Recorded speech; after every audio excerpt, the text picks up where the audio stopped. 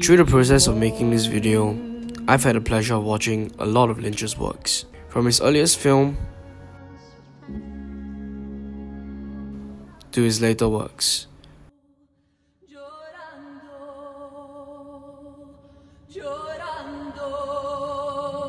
I've even had a chance to visit some of the best television anyone has ever made. Lynch is a true auteur of cinema. He doesn't seem to bow to any conventions, but instead seems to force his will onto the viewers. There's something awfully translucent about his films that seems to just swallow you whole and bring you to this world that he has created and operates in. Someone once said that there are only two types of truly great directors. The kind who tricks you into thinking that the world you're watching in front of you is real by shaping a world that is identical, or the kind that unabashedly creates their own world and creates a cinematic experience for the viewers. David Lynch somehow doesn't really fall into either, and yet I would argue is probably one of the greatest filmmakers of all time, if not at least the most intriguing. Born in Montana on 20th January 1946, David Lynch originally wanted to be a painter. He pursued this by traveling around Europe and studying at the Pennsylvania Academy of Fine Arts in Philadelphia in 1965. Lynch went through pictorial periods, and traces of these will later appear in his films, periods such as Mechanical Woman and Industrial Symphonies. He then transitioned to film paintings, which were animated films that looked like moving paintings. This was where he produced his first film, Six Figures. He went to produce The Alphabet, The Grandmother, and then Eraserhead. In 1970, Lynch moved from Philadelphia to California, in which he enrolled at the Institute of Advanced Film Studies and immersed himself fully in cinema. This would encapsulate Lynch's early years and his transition from painter and sculptor to filmmaker. Lynch named a number of Fellini's films: I Vitelloni, La Strada, Otto e Mezzo, Bergman's Persona, Wilder's Sunset Boulevard, and Kubrick's Lolita as his favourites, and it was interesting to see how these films forged Lynch as a filmmaker. It is interesting to note that both Persona and Otto e Mezzo are both considered the most experimental films of their auteurs, the films showing the most substance and style of their auteurs.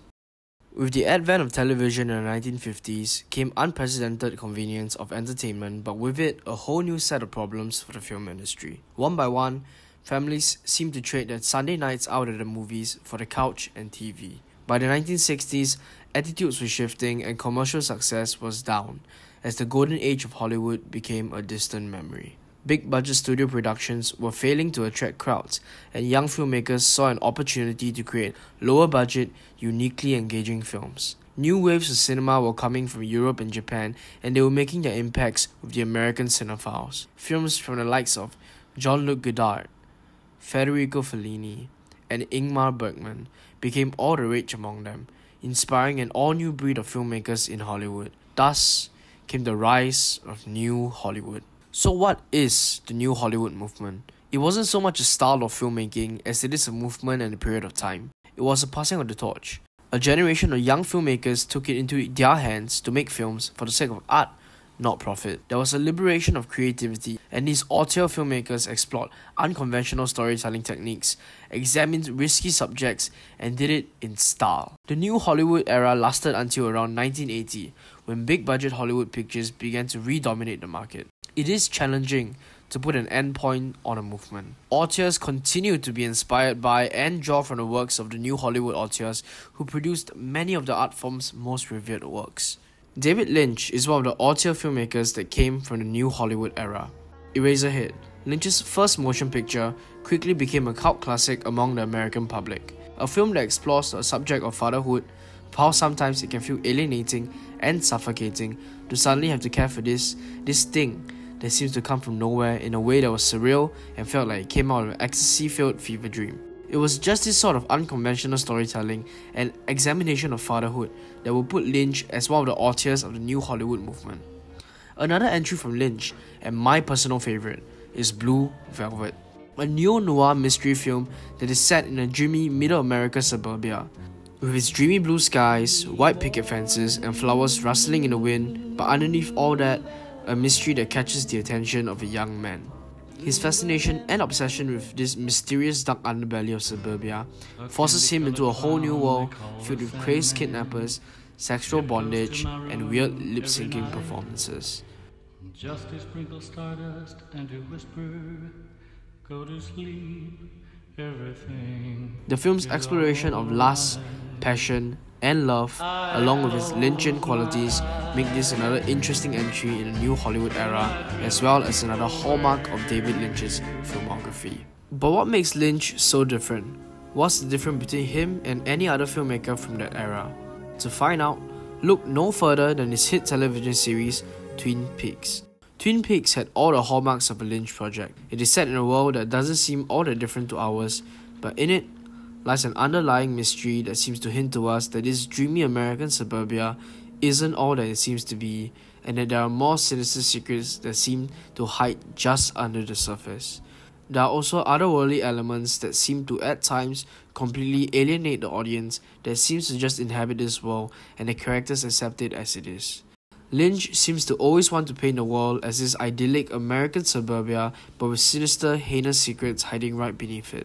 Also, another hallmark of a Lynch project, the great use of music and ambient noise. Scenes such as the singing lady from the radiator in Razorhead, the creepy lip-syncing kidnapper and pimp from Blue Velvet, and Leland from Twin Peaks bursting out at dinner with a sudden urge to sing and dance all come to mind. Lynch also likes to use low-frequency ambient noise to add texture and depth to the picture. His collaborative partnership with Angelo Badalamenti is strictly important for this style in his work, not to mention the use of dream sequences and surreal visuals. In Twin Peaks, this would be the dream that Cooper has that gives him clues to solve the murder of Laura Palmer. In Eraserhead, it would be the sickly deformed mutant baby. In Blue Velvet, the severed ear in the middle of the film. Lynch as a filmmaker was similar to Lynch as a painter. He had filmic periods. At the start, Lynch seemed to be testing the waters, making an experimental film such as Eraserhead that quickly started to gain a cult following, then a prestige film such as The Elephant Man, which is something that not all filmmakers could pull off but was more conventional and lacked a lot of the charm and Lynch-like qualities that Eraserhead was filled with. Then he made Dune, a critical and commercial failure. That was his try at doing a big Hollywood sci-fi epic blockbuster. It was after this huge failure that Lynch seemed to find his place and found back his voice as an auteur filmmaker. He was given full creative control and out came Blue Velvet, which even now is still regarded as maybe Lynch's best and most perfectly executed film. It was this film that started his almost decade-long obsession with Americana and what women desire, with films such as Wild at Heart and Lost Highway. Not to mention his work on television, Twin Peaks, and his film accompaniment to that, Twin Peaks Fire Walk With Me.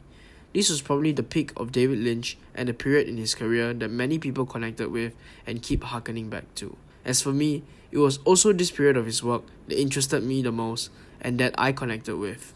The critics seem to agree as well, as it was also this period in the year 1990 where he had his first season of Twin Peaks air on ABC Network, as well as winning the Palme d'Or for Wild at Heart at the Cannes Festival later that same year. What followed was the third phase of his filmmaking career and the one that to this day seemed to remain open-ended. There are two notable entries in this phase of his career, Mulholland Drive and Inland Empire. Both are explorations of Hollywood and of people who are trying to break into this Hollywood machine.